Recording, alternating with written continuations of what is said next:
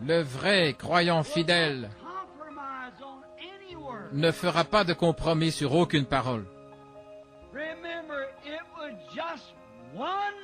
Souvenez-vous que c'était sur une seule parole que Ève a fait un compromis. Une parole. Mais le véritable croyant ne fera pas de compromis sur aucune parole. Il va tenir l'épée de la foi, ou dans la foi plutôt l'épée de la parole, et réclamer chaque promesse divine que Dieu a faite. C'est ça.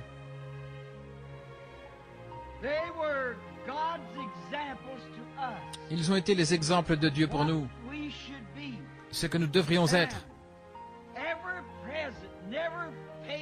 Immuables, sans jamais faillir. Lorsqu'ils parlaient, Dieu répondait.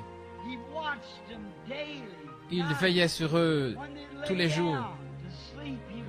Le soir, lorsqu'ils allaient se coucher, il veillait sur eux.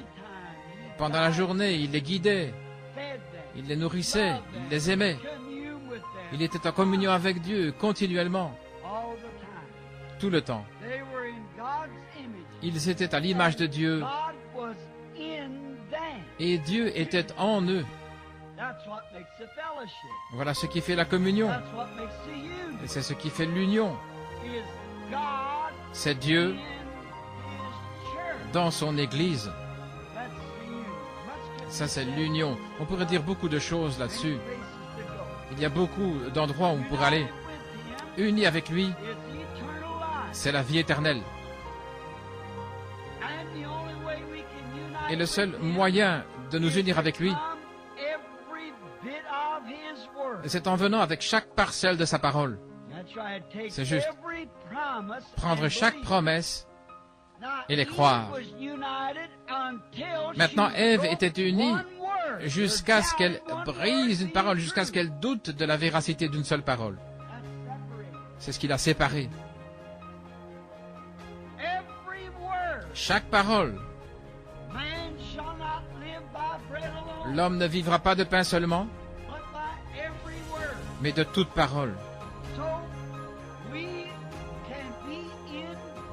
Ainsi, nous pouvons être en Dieu, unis, parce qu'Adam et Ève, avant la chute, avant qu'ils doutent de la parole, ils étaient un exemple de ce que nous pourrions être en lui.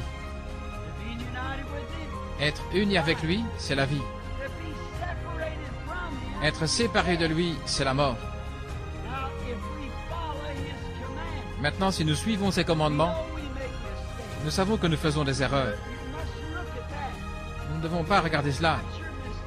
Ce n'est pas nos erreurs, parce que nous allons toujours les avoir. Mais vous voyez,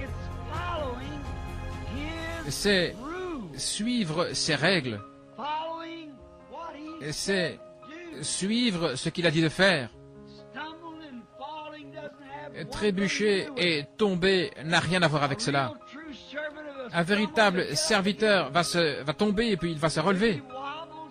S'il chancelle, Dieu va le ramener tout droit dans le sentier, pourvu qu'il soit dans le sentier du devoir.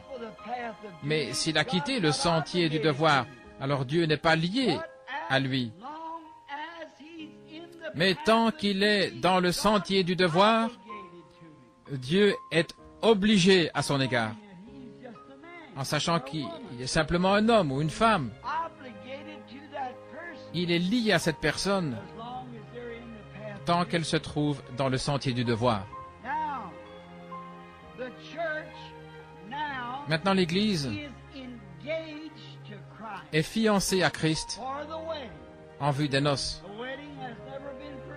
Le mariage n'a pas encore été célébré. Il le sera au souper des noces de l'agneau.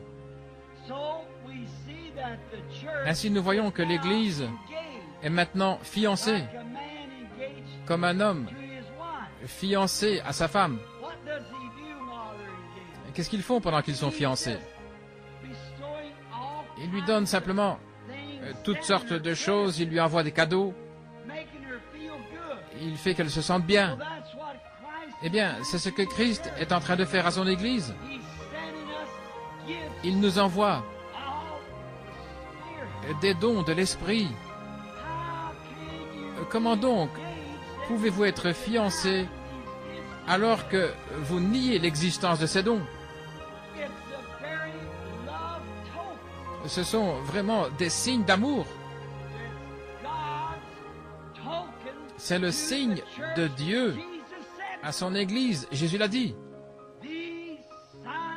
Ces signes suivront ceux qui croient.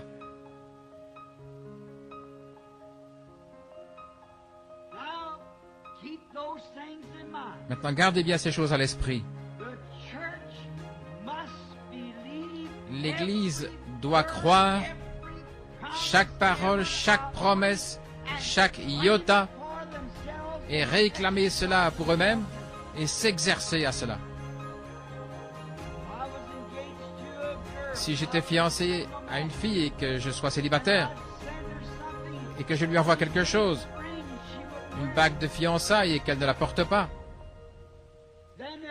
alors cela montre qu'elle ne me croit pas.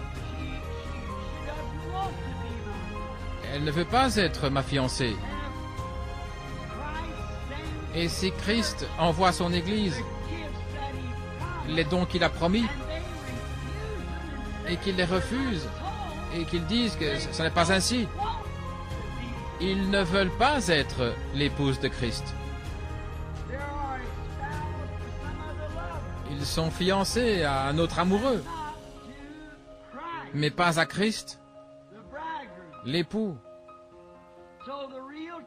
Donc la véritable Église garde la promesse et garde tout et accepte les dons que Dieu lui envoie. Très bien. Maintenant, les premiers êtres humains se sont coupés de la communion,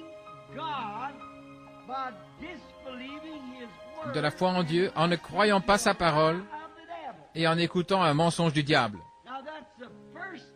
Maintenant, c'est la première chose qui a interrompu la communion dans cette merveilleuse union.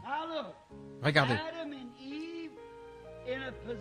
Adam et Ève étaient en mesure de ne jamais mourir, dans une position de ne jamais vieillir, de ne jamais être malade, de ne jamais avoir aucune inquiétude.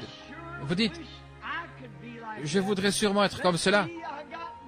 Permettez-moi, j'ai une nouvelle pour vous.